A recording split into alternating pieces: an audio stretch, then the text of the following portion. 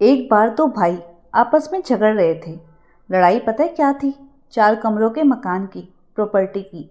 पिताजी सामने खड़े होकर दोनों भाइयों को झगड़ा करते हुए देखकर बहुत जोर जोर से हंस रहे थे।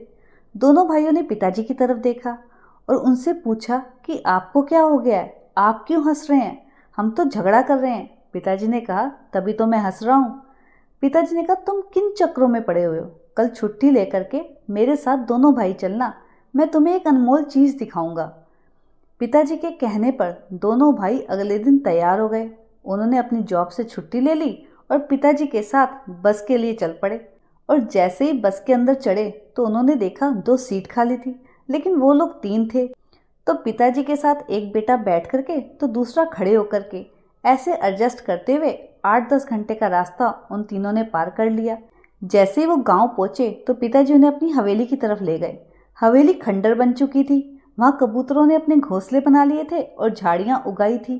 पिताजी हवेली को देख करके रोने लगे और अपने बेटों से कहने लगे कि तुम्हारा सारा बचपन यहीं बीता है और मैंने भी अपने भाई से इस हवेली के लिए झगड़ा कर लिया था, लेकिन आज ये हवेली तो मेरे पास है, लेकिन भाई नहीं है।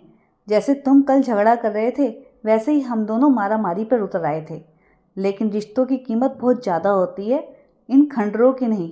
और मेरा भाई मुझे छोड़कर विदेश चला गया। उसने जाते समय मुझे एक बात कही थी, ये रख अपनी हवेली, हमारा रिश्ता ख़त्म। तो तुम भी वैसे ही झगड़ा कर रहे हो, अपना रिश्ता खराब कर रहे हो। पिताजी ने अपने बेटों को समझाते हुए कहा कि जिस बस में हम आए हैं, क्या उसकी सीट हमेशा के लिए तुम्हारी हो सकती है? तो दोनों भाइयों ने पिताजी को कहा, ये कैसी बात कर रहे हो आप, सीट तो बदलती ही रहती है। पिताजी ने कहा, बस जीवन भी इसी तरह है। जो चीज़ें तुम्हें थोड़े समय के लिए मिली है उसका आनंद लो, सबसे मोहब्बत करो। ये जो तुम्हारे साथ में पैसा, धन दौलत, जमीन जायदाद कुछ नहीं जाएगा। तो दोस्तों, इस कहानी से सीख मिलती है कि पैसा, धन दौलत, जायदाद, हमें इसके पीछे नहीं भागना चाहिए, हमें रिश्तों के पीछे भागना चाहिए। हमें अपने रिश्ते बनाकर रखने चाहिए, प्यार मोहब्बत से रहना चाहिए, अपनों का साथ कभी छोड़ना नहीं चाहिए।